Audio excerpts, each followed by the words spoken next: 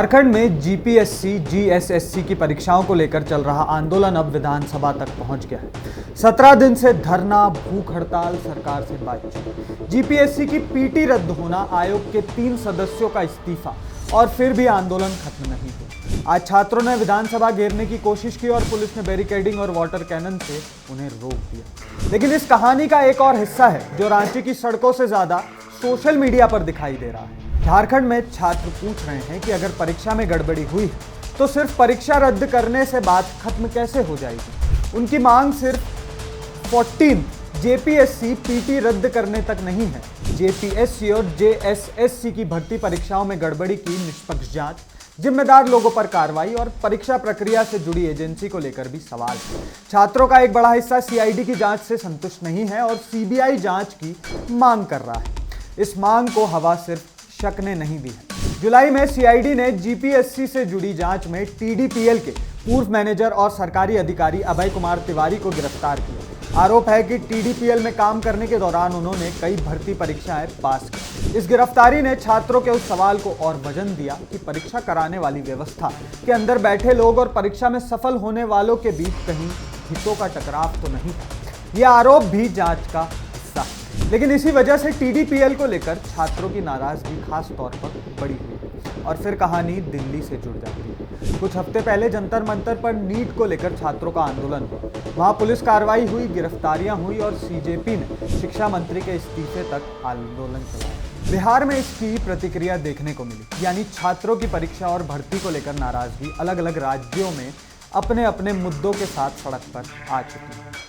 अब इसी जगह से नैरेटिव वॉर भी शुरू होता है। सोशल मीडिया के एक हिस्से का सवाल है कि दिल्ली के जंतर मंतर पर छात्र उतरे तो राष्ट्रीय मीडिया, एक्टिविस्ट, विपक्षी नेता लगातार बोलते रहे। झारखंड में छात्र कई दिनों से बैठे हैं, बारिश में धरना दे रहे हैं, भूख हड़ताल हो रही है, तो उतनी आवाज क्यों नहीं सुनाई दे रही है। कुछ right wing account social media इसी को राजनीतिक सुविधा से जोड़ रहे हैं। उनका तर्क है कि दिल्ली का आंदोलन केंद्र की बीजेपी सरकार के खिलाफ था, जबकि झारखंड में सरकार जेएमएम कांग्रेस गठबंधन की है। इसलिए जिन लोगों को दिल्ली में छात्रों की आवाज जरूरी लग रही थी वे रांची में चुप हैं। लेकिन दूसरी तरफ की कहानी भी उतनी ही साफ अपनी तरफ से कर रहे हैं।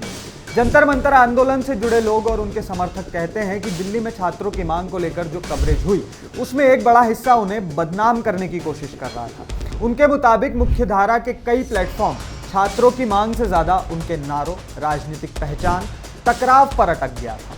अब वही लोग झारखंड के आंदोलन को लेकर सवाल उठा रहे हैं तो उनका जवाब है, पेपर लीक का दर्द बीजेपी और जेएमएम देखकर अलग नहीं हो सकता है। यही वजह है कि झारखंड का आंदोलन अब सिर्फ जेपीएससी बनाम छात्र नहीं रहा है। बीजेपी इसे हेमंत सोरेन सरकार की परीक्षा व्यवस्था पर सवाल के तौर पर पेश कर रही है। बाबूलाल मरांडी और निशिकांत दुबे जैसे नेता सीबीआई जांच की मांग कर रहे हैं।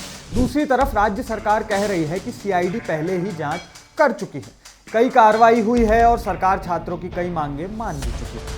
बातचीत में सरकार और छात्रों के बीच सहमति नहीं बनी और आंदोलन अभी भी जारी है। सरकार के लिए मुश्किल ये है कि उसने कुछ किया भी, लेकिन छात्र उस पर भरोसा नहीं कर रहे हैं। पीटी रद्द हुई, जेपीएससी के 3 सदस्यों ने इस्तीफा दिया। सरकार ने जेएसएससी सीजीएल को रद्द करने के बजाय जांच और परीक्षा व्यवस्था में सुधार की बात की। लेकिन छात्र कह रहे हैं कि जिस सिस्टम पर शक है उसी सिस्टम से जांच का भरोसा उन्हें मंजूर नहीं है और इसी अविश्वास ने आंदोलन को लंबा कर दिया है। इधर सीजेपी भी इस पूरे विवाद में फिर दिखाई दी। दिल्ली के आंदोलन से निकली सीजेपी पर अब सवाल उठ रहा है कि अगर वह खुद को राष्ट्रीय छात्र आंदोलन की आवाज कहती है तो रांची में क्यों नहीं है, कहां है। सीजेपी संस्थापक अभिजीत दीपके ने अब झारखंड के छात्रों के समर्थन का ऐलान किया है और कहा कि संगठन उनके साथ खड़ा है। लेकिन सोशल मीडिया पर यहां भी कहानी सीधी नहीं। बीजेपी के समर्थन को कुछ लोग राष्ट्रीय एकजुटता मान रहे हैं तो कुछ लोग इसे दिल्ली के आंदोलन के बाद अपना प्रभाव दूसरे राज्य में ले जाने की कोशिश बता रहे हैं। इसी तरह झारखंड में दूसरे छात्र संगठनों के शामिल होने को लेकर आंदोलन के समर्थकों के बीच भी बहस शुरू हो चुकी है कि आंदोलन की कमान किसके हाथ में रहे। स्थानीय ऑनलाइन चर्चाओं में ये सवाल साफ दिखाई देता है और आज रांची में जो हुआ उसने इस पूरी बहस को और एक नया मोड़ दे दिया है। छात्र विधानसभा की तरफ बढ़े, रास्ते में कई स्तर पर बैरिकेडिंग थी। प्रशासन ने धारा 163 लागू की थी। बैरिकेड पार करने की कोशिश हुई और पुलिस ने वाटर कैनन का इस्तेमाल किया। सोशल मीडिया पर सामने आए वीडियो को लेकर प्रतिक्रियाएं भी बटी हुई। कुछ इसे जरूरी पुलिस कार्रवाई बता रहे हैं तो कुछ लोग इसे उसी तरह की तस्वीर मान रहे हैं जिस पर दिल्ली में यही लोग सरकार को घेर रहे थे।